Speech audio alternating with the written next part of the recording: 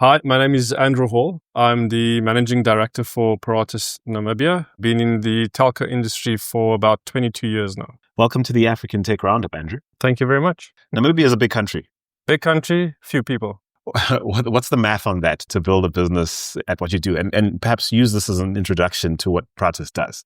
Yeah, so it means covering vast distances, obviously finding ways to drive a feasible business case with little people.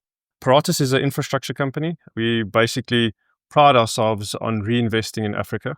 A big part of our success story is putting the money back into infrastructure and delivering a top-class service to our customers. Infrastructure, what are we talking here? Initially, we started with a wireless network. It was a WiMAX network back in the day. Then we built our first fibre backhaul from the cable landing station in Swakopmund all the way to the Botswana border. Subsequently, we started to play in the FTTX space. So we deployed some fiber first in the capital city and then slowly but surely rolling out nationally as well. And then after that, we actually ventured a little bit into the mobile space, if I can call it that, selling a bit of a fixed wireless service on a traditional mobile network. Partners or? No, everything direct ourselves. to customer? Directly to the customer. We, however, were one of the first operators in country to offer open access services on our network, specifically on the fiber network, for smaller ISPs that didn't have the capital budgets allowing them to roll out that infrastructure. So yeah, that also enhanced competition in the market, and the end user in the end gained the benefit from that. Right. So your customer profile, how much of it is enterprise versus the everyday Namibian? So traditionally where the business comes from, it was a purely enterprise-focused business. So I would say even still currently about 75% enterprise business, 25% consumer.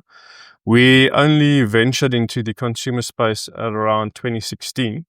So having said that, our growth currently stems from a lot of the consumer business that we have offered or put into the market. Again, let's go back to what I opened with. Massive country, Namibia, beautiful country, but also not a lot of people. And I think that is a reality for many countries, or at least quite a few I can think of right now on the African continent, that are either really small with a few people or really large with not that many. What do you think is unique about solving for what you do in a place like Namibia? Sure. I think something that's a pro and a con. Obviously, pricing plays a role. If you compare our market, for example, to South Africa, which is sitting with a 60 million population, from a customer-consumer perspective, we obviously are not the cheapest. But the indirect effect of that is because we have to cover those vast distances. And I mean, obviously, any business has to do a return on investment. It's a bit of a stumbling block as well, because, I mean, you need to recover the investment you've made. I think one of the other challenges that we sit in our country with specifically is infrastructure sharing. So unfortunately, there are three big operators, of which we are one. If you drive down the road, you'll see three fibers running next to the road. If you're driving from one town to the other, you'll see two or three towers standing next to each other, which is very unfortunate. But I think does that speak to a hyper-competitive environment rather than a collaborative one, or what does that speak to? Yeah, look, I've got to tread carefully around this answer. Yeah. But obviously, the other two are state-owned enterprises, Right. So that plays a role. Okay. Regulation. So yeah. So there's a mandate to mind and work around as you build a business. Yes. Okay. We're talking off camera about, this industry really being to some degree, the center of the overlap between digital economy and quote unquote the real economy, and many incentives aligned with different kinds of special interests, or whatever you think of those interests. You've got government, you've got foreign aid trying to do its thing, impact investment, you've got everyday corporations like yourselves trying to return money on shareholder funds. It's a fascinating space. And really, I suppose my question to you then is, how do you frame growth in such a complex environment? On one hand, you've got all this digital transformation potential you want to chase, but you also have the realities of, operating in the real world. We're very fortunate. I think a lot of our business comes from churn, from the competition. The economy is not doing too badly. They quite recently discovered oil, which has obviously put a very positive light into the tunnel. So we've got a lot of interest from foreign investment coming into the country, knowing what possibly the potential is in the years to come. But I think our main business growth has basically come from churn from the opposition. Customer led. 100%, yeah. So you need to be on top of your game. You need to offer a good and reliable service. I mean, internet is not just a commodity, it's a necessity. COVID was a very good example of that. Our consumer business did very, very well in the COVID times, where people were confined to their homes and they were 100% reliant, work-wise, education-wise, entertainment-wise, on connectivity. And I think also that's where we got a big step up, especially in the fibre game and what the technology offers to the customer. So in our case, COVID actually did very well for us. Yeah. The irony of that. But I do wonder about your choices in terms of committing to broader trends within your industry. Mm-hmm. I think you mentioned WiMAX earlier. Yes. There's obviously a pressure to sweat huge investments once you've decided which direction you're going to go. I wonder how difficult it is to admit perhaps maybe it's time to let something go or just, write it off and move on to something new. Yes. I don't know if WiMAX is a good example of that or not, but, maybe using that as a practical example, give me a sense of how that looks like practically. So, look, we've been very fortunate in making very good vendor selections in the past. Yes, you need to sweat the asset as long as you can. But there comes a point where there's a trade-off and you start losing your customers. So you need to make the decision. Either I invest in something better and greater, retain the customer and even get another one on board, or stick to what I have and see how far it takes me. So I think your customer base and the market determines what is relevant and when the time has come for you to make that switch. What's an example of a time you had to do that? So I think WiMAX is a very good example. We very quickly realized that a 4 megabits or even anything below 10 megabits connection to a home user was just not sufficient anymore. And because the technology at that stage just didn't cater for that, we had to make a change. So that would be a good example of that, yeah. Kind of what years are you talking about in terms of that? Sure. Change? Our big switch was from that to fibre, which happened around about 2018. We built our first fibre ring inside the capital. And from there, we started deploying FTTX solutions into the suburbs. So around about that time frame. What do you reckon is the next thing of that nature for your business now? When you sort of look at the broader trends and all the buzz phrases flying around.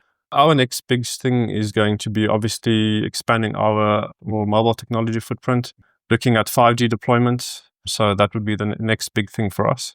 Could that intent be perceived as coming for the mobile telco industry's birthright? Yeah, so look, I think even to the banking industry, I mean, South Africa is a very good example. Look at Capitec, all those guys are going into MVNOs, starting to move over into the mobile space, because once you have the customer and you have the mobile phone, digital wallets, all of that becomes very relevant. So yes, I think as a telco, you always need to look into the future, see what the trends are, follow that. Again, connectivity is a commodity. Prices are going down. You need to make up for that revenue in other spaces. So. Yeah. Basically, folks, good luck from Andrew. Good luck. We're coming. Right. So again, I think Namibia is such a fascinating example of a very big, small country, right? Yeah. And what oversimplifications do you typically pick up from people who don't fully understand the dynamics of running a business like that? Mm-hmm. So this is your opportunity, literally, to set people straight who think they could do your job better than you. Look, it's a small country with a small skill set of people. Yeah.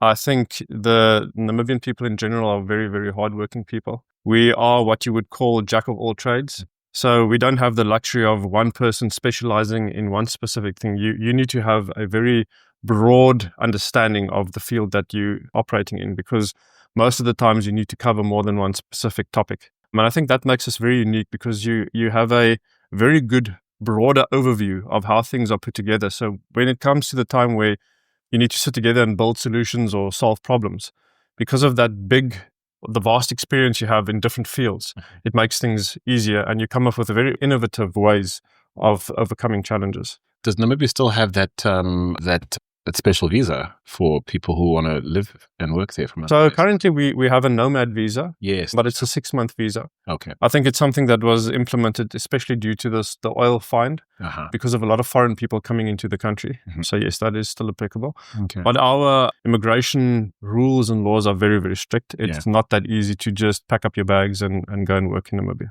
So, okay, that also provides context for why skill was top of mind for you when you answer that question. Yes. So perhaps the oversimplification then is we do a lot of this stuff ourselves and we have to use our own people, and it might appear slightly slower or lagging what you might expect, especially when you come visit. I mean, it's, for all intents and purposes, Namibia does seem, I suppose, relative to other parts of Africa, fairly developed. And so some people might question why an industry like yours isn't cutting edge. Yeah. Yeah. Speaking specifically now about growth, what do you say to people who look to an industry like yours to unlock growth economically for an entire nation? I'm using an oversimplification regarding digital transformation. I hear all the time that we look to you, Andrew. Yeah. So I think access to the internet plays a crucial role. And I think it starts at grassroots level in the form of education. I think also that is one of the reasons Paratus is very actively involved in the educational sector as part of our corporate social responsibility, because we believe for children to have access to the internet, it makes the world a lot smaller. Your access to information and how things are done is a lot better. So I think that's where it all starts. And obviously with education and being exposed to many things, new ideas come up. Innovation is driven by that. And obviously that in turn, again, stimulates your economy. You get entrepreneurs that start small businesses, they create jobs, and it has a ripple effect from there. Andrew Hall, Managing Director, Paratus Namibia, thank you so much for being on the African Tech Roundup. Thank you for having me.